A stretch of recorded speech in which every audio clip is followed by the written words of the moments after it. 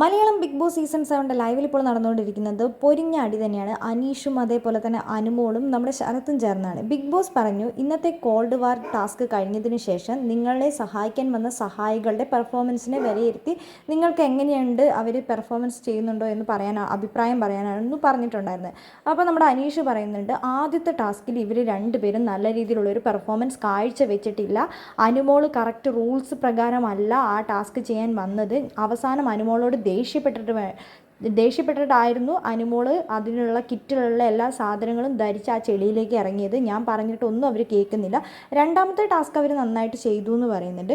അപ്പോഴേക്കും ശരത്ത് ഭയങ്കര ദേഷ്യപ്പെട്ട് പറയുന്നുണ്ട്, തനിക്ക് വേണ്ടി ഞാനും അനുമോൾ ഇത്രയും കഷ്ടപ്പെട്ടിട്ട് താൻ ഇങ്ങനെ പറഞ്ഞത്, താനാണ് ഇന്നത്തെ രാവിലത്തെ ടാസ്ക് അത്രയും കോളാക്കിയത്. കാരണം ഞാൻ അപ്പോഴും അനുമോളോട് പറഞ്ഞു, ഫ്രിഡ്ജിലുള്ള സാധനങ്ങൾ വെക്കാനുള്ള സാധനങ്ങൾ മാത്രം കളക്ട് ചെയ്യാൻ, വേറെ ഒന്നും. അയാളാണ് പെട്ടിയെടുക്കാൻ പറഞ്ഞ് ഞങ്ങൾ പെട്ടിയെടുത്തതെന്ന് അനുമോളും അങ്ങനെ ദേഷ്യപ്പെടുന്നുണ്ട്. ഞാൻ എൻ്റെ കൈയും കാലും മുറിഞ്ഞിട്ടാണ് തനിക്ക് വേണ്ടിയിട്ട് ചെളിയിലിറങ്ങി ഇത്രയും കഷ്ടപ്പെട്ട് കളിച്ചത്. എന്നിട്ട് താൻ ഇങ്ങനെയൊക്കെ പറയുന്നു, താൻ ഈ ബിഗ് ബോസ് വീട്ടിൽ നിന്ന് പുറത്ത് പോടാ, നന്ദിയില്ലാത്തവൻ, താൻ ഇവിടുന്ന് പോകുന്നതാണ് നല്ലതെന്ന് അനുമോൾ അനീഷിനോട് പറയുന്നുണ്ട്. അതേപോലെ തന്നെ ശരത്തും പറയുന്നുണ്ട്, താൻ ഈ ബിഗ് ബോസ് വീട്ടിൽ നിന്ന് പോകണം, ഇരുട്ടുമുറിയിൽ കിടന്ന് താൻ അനുഭവിക്കണം.